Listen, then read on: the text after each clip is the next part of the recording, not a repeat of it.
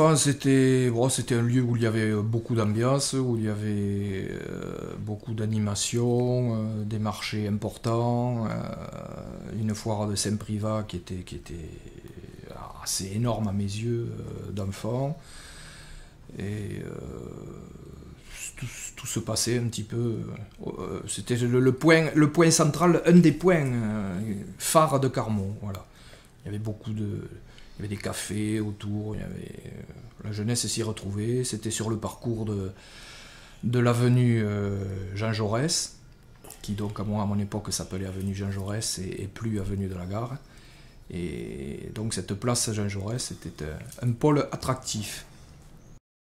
Jaurès à l'époque était au moins aussi importante que la place Gambetta et était pleine de commerçants.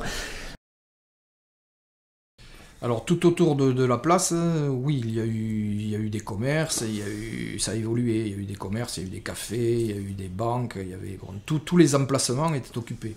Alors, au niveau architectural, jusqu'en 71, où mes parents ont lâché le bistrot, et qui sont d'ailleurs partis à la retraite, j'ai pas vu de transformation notable. Peut-être la caisse d'épargne. Si, bon, tous ces petits commerces, le commissariat de police, je pense le café de la paix a changé, Bartas qui vendait des postes aussi là à côté du commissariat de police. Il y a eu plein de petits commerces qui se sont implantés, un magasin de sport, une laverie. Chez Blanc qui est à côté, ça s'est transformé en plusieurs petits commerces. Ensuite, le docteur Grégoire, c'est devenu aussi une habitation qui est, je crois, maintenant une copropriété. Voilà. L'hôtel de la Poste est tout le temps resté l'hôtel de la Poste. Bon, en face, bien entendu, mais toutes ces transformations, je pense, se sont faites après 71. Donc, je ne vois pas tellement... Si, le plus gros, c'est les machines agricoles, Calvignage, qui sont parties, dans les années 60. Et avec quelques commerces qui se sont implantés, mais qui n'ont pas tenu longtemps. Donc, il y avait une épicerie épargne. En remontant vers le Café des Arts, vers le coin du lac, il y avait des tissus, Fagette, les fabriques du Nord, qui sont en train d'ailleurs de changer de look, Regnal qui vendait des meubles, une boucherie qu'a tenue M. Boniface dans les années 60, et le Café des Arts. En face, de l'autre côté donc, de la place, il y avait M. Foucras qui avait sa maison qui est un peu en recul, qui est très caractéristique, avec sa distillerie qui était derrière. Jean Quérault, coiffeur, après quelques maisons d'habitation personnelles, l'hôtel de la Poste qui appartenait à la famille Ventanax, et à l'angle, les meubles Rojarengue. La place Jean Jaurès, c'était un terrain de jeu. On pouvait taper de long en large, protégé tout le tour par des platanes assez importants par endroits.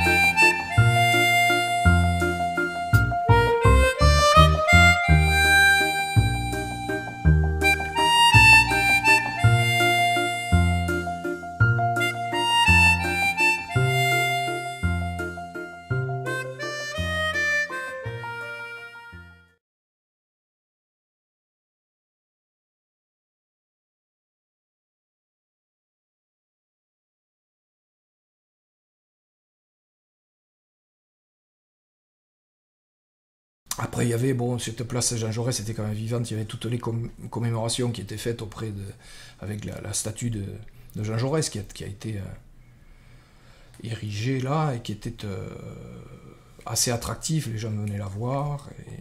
De novembre, où là, toutes les écoles venaient se donner rendez-vous sur la place Jean Jaurès, et puis après partaient vers le monument aux morts, donc en défilé avec tout le primaire. Alors, manifestation politique, oui, sur la place Jean Jaurès, c'était les défilés, tous les défilés, quand des présidents ou des ministres venaient, c'était automatiquement des dépôts de gerbes, donc on y avait droit. C'était toutes les manifestations, les grèves, tout ça, donc évidemment, ça se passait place Jean Jaurès, on y avait droit. Dès qu'il y avait des barrages, des tas de charbon, c'était place Jean Jaurès, avenue Jean Jaurès, juste devant chez nous. Donc,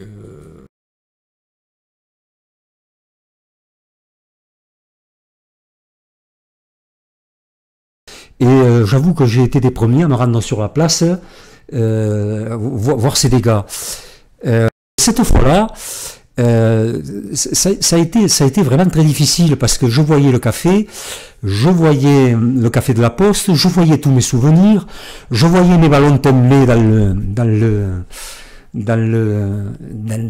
ce monument, je voyais ce monument démoli, qu'est-ce qu'il allait en devenir, est-ce qu'il allait être récupéré comme à l'ancien, c'était un petit peu de ma jeunesse qui se démolissait, quoi.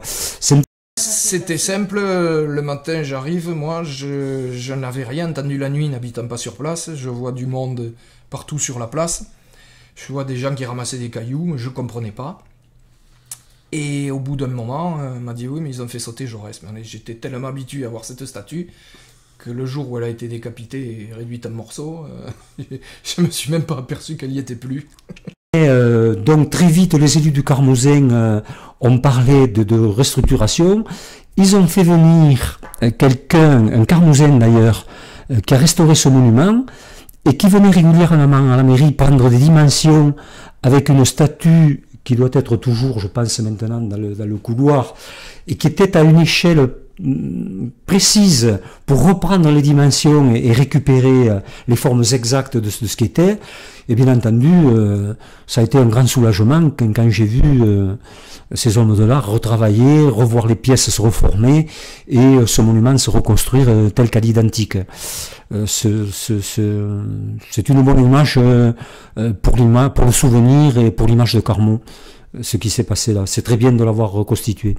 Le dernier, je me rappelle donc de François Hollande qui est venu.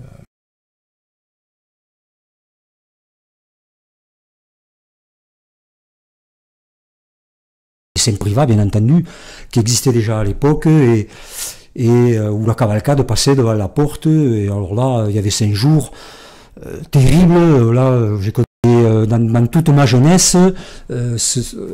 C'était après bon, c'était les stands de tir avec des ballons, les loteries qui avaient leur place, quoi.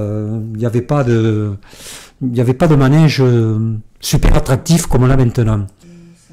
Il y a eu des années où la place était vraiment pleine avec des manèges, les plus grandes attractions qui étaient vraiment importants, quoi, les plus grands.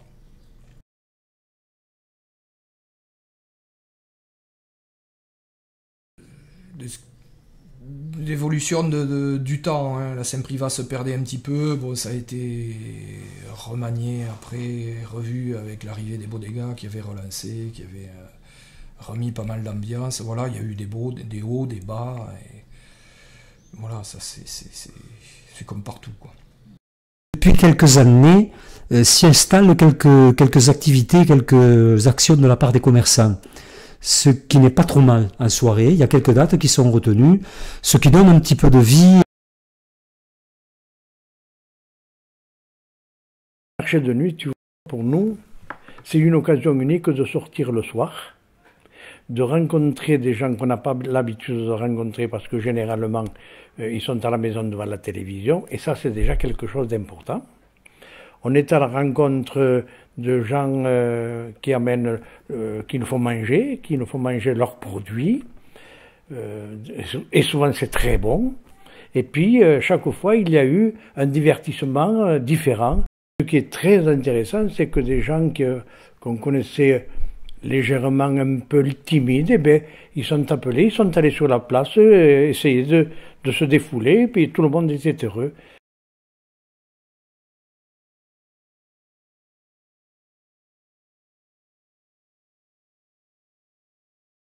La famille Pagès a démarré à Carmaux au Café de la Poste, quoi.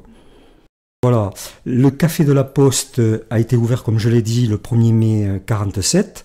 Ils avaient acheté à l'époque un monsieur qui s'appelait monsieur Sablérol, qui avait quelques bâtiments sur la place Jean Jaurès et dans la rue Littré à côté, et notamment tout l'immeuble du Café de la Poste, qui est un immeuble assez imposant quand même, hein, à 2 étages, très haut, et ils l'ont tenu jusqu'en 1971.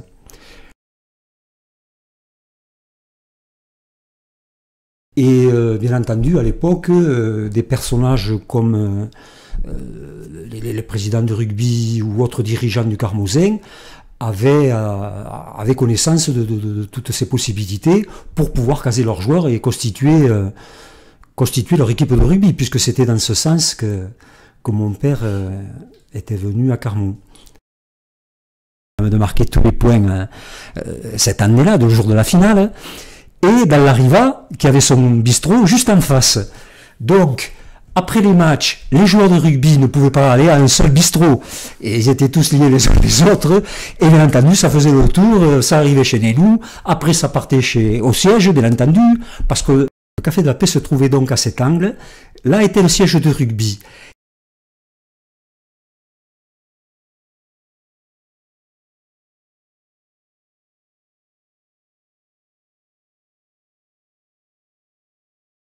Ils sont revenus à Carmaux en 1925, pardon. Ils ont acheté un petit magasin rue de la Gare, qui n'était pas l'avenue Jean Jaurès encore, et ils ont créé ce magasin.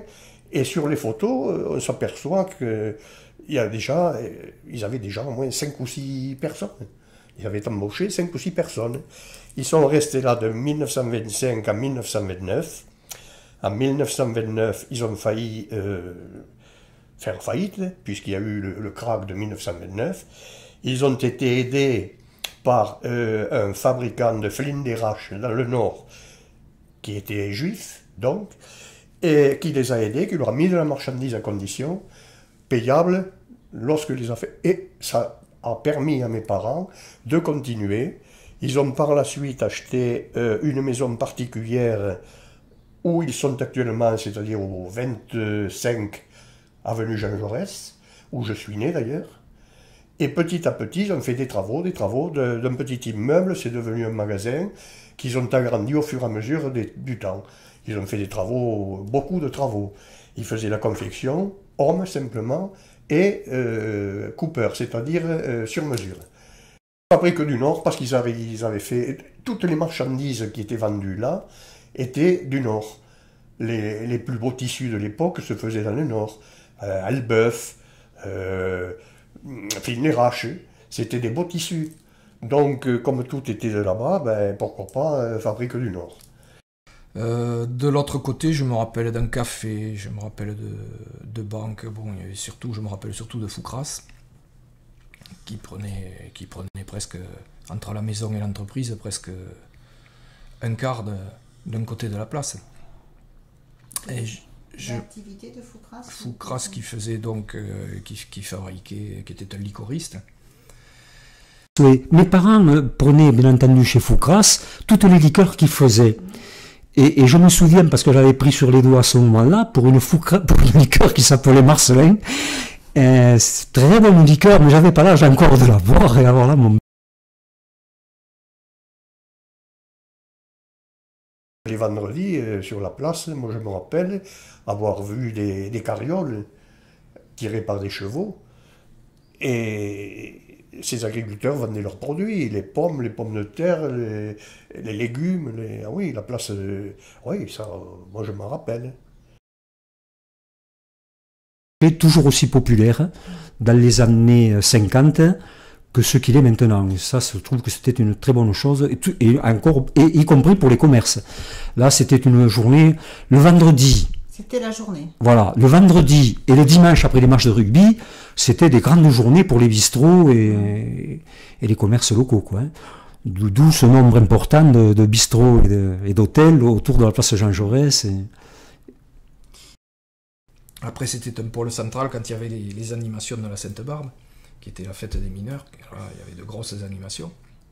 Parce que je ne sais pas si vous avez entendu parler comment dirais-je, de la Sainte-Barbe à Carmont, quand on lançait notre fameux jeu concours, là, quand on distribuait des billets de tombola pour tout achat, mais je vous garantis que les gens à la caisse comptaient les billets, 1 pour 100 francs à l'époque, ne comptaient pas la monnaie, mais voulaient les billets, parce que nous mettions en lot jusqu'à 3 voitures et un tracteur. Plus.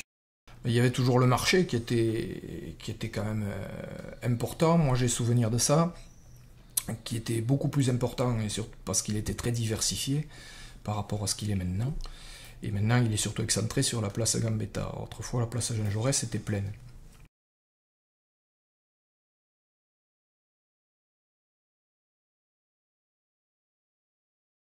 À l'époque, le basket faisait ses matchs sur la place Jean Jaurès après que le rugby est terminé. Et tous les joueurs de rugby, même ceux de mon père, et y compris de mon époque quand on jouait en 51, on se donnait rendez-vous 12 pour aller voir cette très belle équipe de basket de l'USC qui avait des résultats assez étonnants et soutenus par un public très nombreux. C'était au niveau sportif encore plus vivante, mais je vous dis, une génération avant. Cette place appartenait aux enfants. On se retrouvait tout le temps des groupes de 10, 12. Bien entendu, le rugby était le maître. On l'imposait un petit peu avec quelques copains qui se rassemblaient pour jouer au ballon. Et un petit peu comme je l'ai vu avec Jean-Pierre et Roger Houet qui avaient leur monde de rugby sur la place Gambetta. Nous, on l'avait place Jean Jaurès avec des petits tournois où on faisait du rugby à 3 contre 3, 4 contre 4.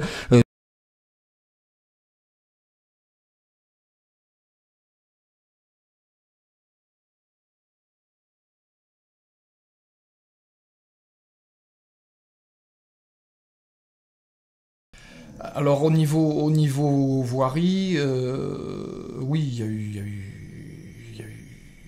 les changements de circulation, donc quand l'avenue Jean Jaurès a été mis en sens unique, et ça.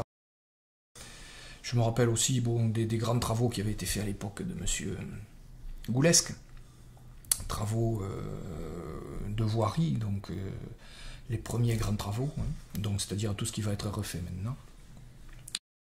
L'activité que j'ai eue, puisque je suis resté là à Place Jean Jaurès jusqu'à ma retraite, hein, donc tout a évolué. Des commerces ont fermé, d'autres se sont recréés. Il y a eu, oui, les noms, il y avait même des entreprises comme Foucras qui avaient pas mal d'employés et qui ont fermé entre-temps. C'est sûr que tout a évolué. Mais je crois que la deuxième restauration, c'est-à-dire en 2009, quand on s'est aperçu qu'il fallait qu'une équipe spécialisée puisse reprendre la statue parce qu'elle était en train de s'abîmer. S'abîmer parce qu'il paraîtrait que le silicone, ce qui permettait de fixer plus facilement les membres, eh bien, c'est un produit qui abîme le marbre. Donc il fallait trouver une autre solution pour l'avoir. Il y avait une histoire aussi d'agrafes, qui étaient des agrafes en fer, et puis elles rouillaient, et puis cette rouille, eh bien, oxyde ferrique ou ferreux, je ne sais pas ce qu'il faut dire, est en train de remonter le long du membre, et puis ça donne une légère couleur jaune. Donc il faudra opérer et enlever ces mauvaises agrafes pour mettre à la place des agrafes en inox.